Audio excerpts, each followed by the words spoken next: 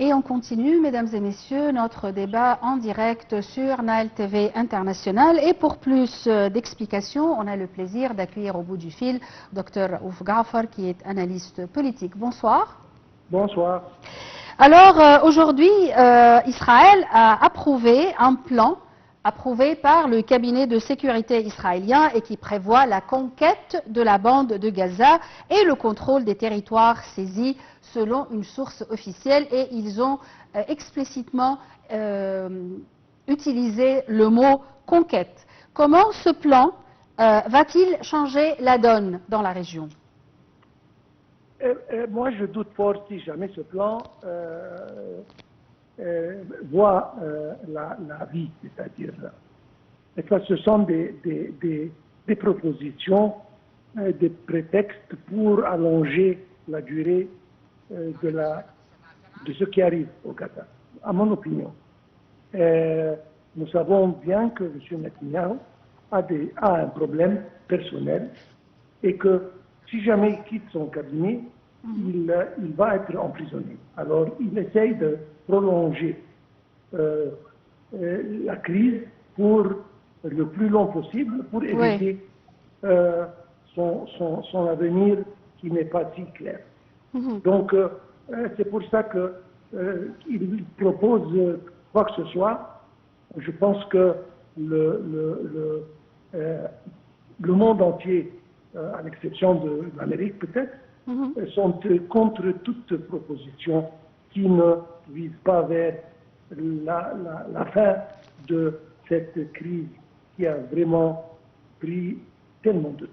Le ministre des Affaires étrangères, Dr Badr Abdelghati, a maintes fois insisté sur le fait que l'agence de l'ONU pour les réfugiés palestiniens, l'UNRWA, est indispensable et irremplaçable dans les circonstances actuelles.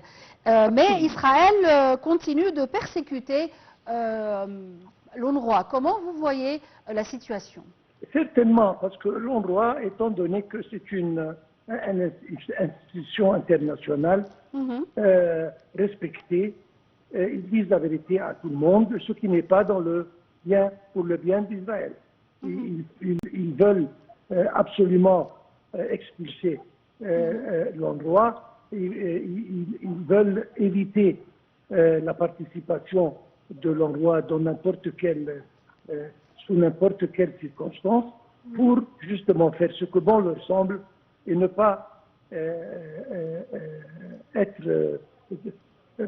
éviter les questions, éviter l'embarras de la communauté internationale. Mais est-ce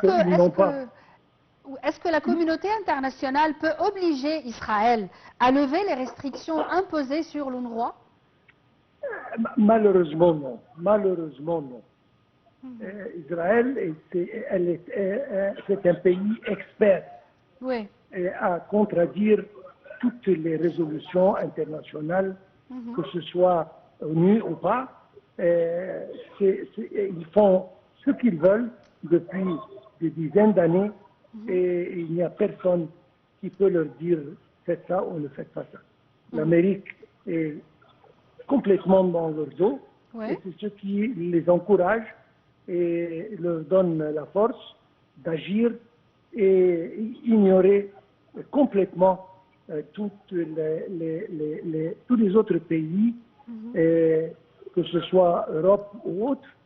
Et ils font exactement ce qu'ils veulent. Et maintenant, à mon opinion, ça tourne un peu personnel, parce que ce n'est plus une crise entre deux pays, mais c'est un monsieur qui essaye d'éviter un avenir assez sombre. C'est pour ça, malheureusement. Le ministre des Affaires étrangères a indiqué que l'Égypte mène actuellement des consultations avec l'ONU en vue de la tenue d'une conférence internationale de soutien à un plan visant l'allègement de la crise à Gaza. Il a réaffirmé la position constante de l'Égypte selon laquelle l'action de l'UNRWA est indispensable. Comment vous voyez ces déclarations et la tenue d'une telle conférence? Bon, premièrement, l'Égypte a été toujours avec le Gaza, avec les Palestiniens, depuis de très, très, très longues années. Donc, on ne va jamais changer cette direction, on ne va jamais changer notre conviction envers l'État palestinien. Mais, conférence après conférence, nous avons déjà tellement de décisions internationales contre Israël, qui condamnent Israël de tout ce qu'elle fait. Oui. À mon opinion, ça résulte en rien.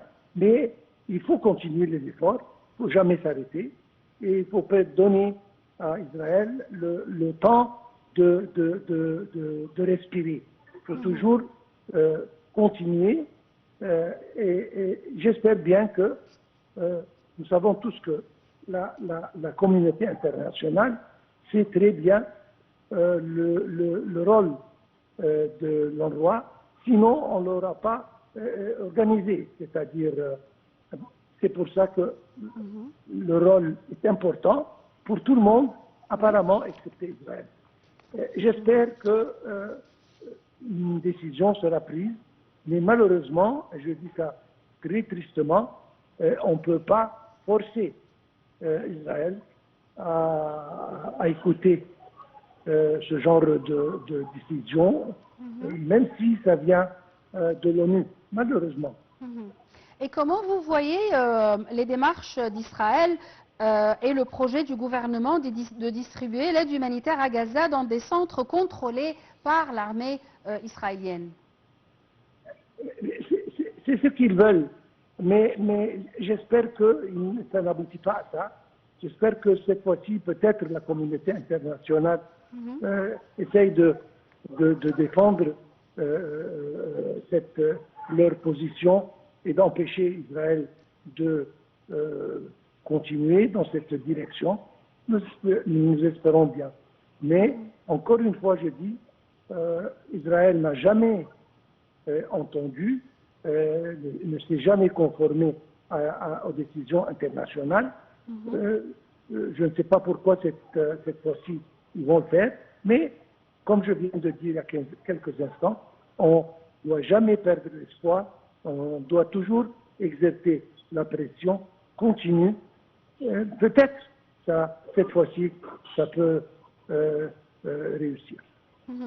J'ai l'impression qu'on est en train de se cogner au mur parce que le Hamas accuse Israël de chantage à l'aide humanitaire et pour le mouvement, Israël est pleinement responsable de l'aggravation de la catastrophe humanitaire.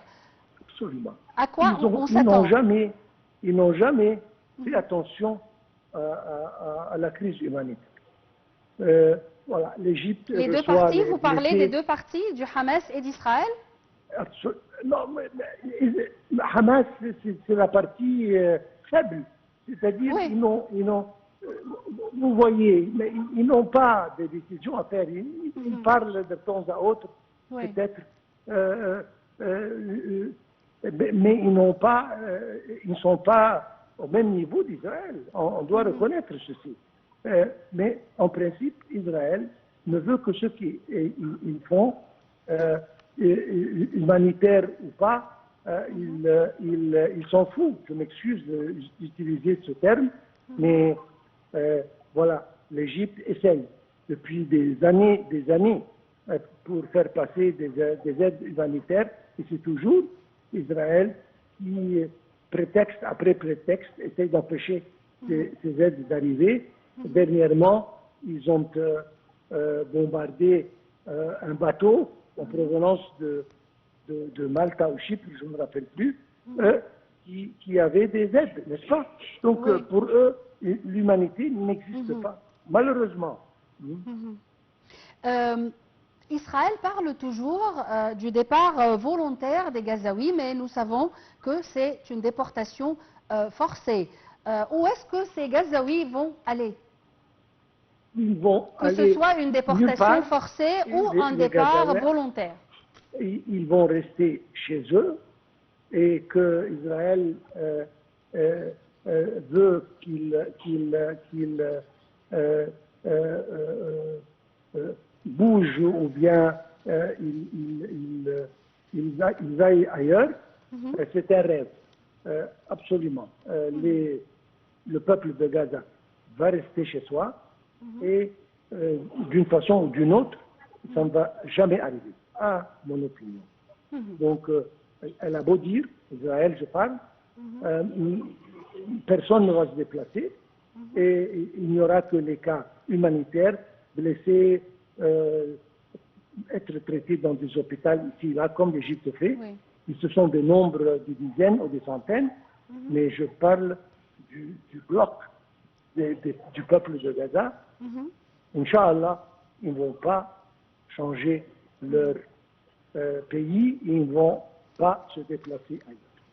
Sur cette note optimiste, je vous remercie, Dr Raouf Ghafar. Vous êtes analyste politique, pour vos éclaircissements. Une petite pause et je reviens tout de suite.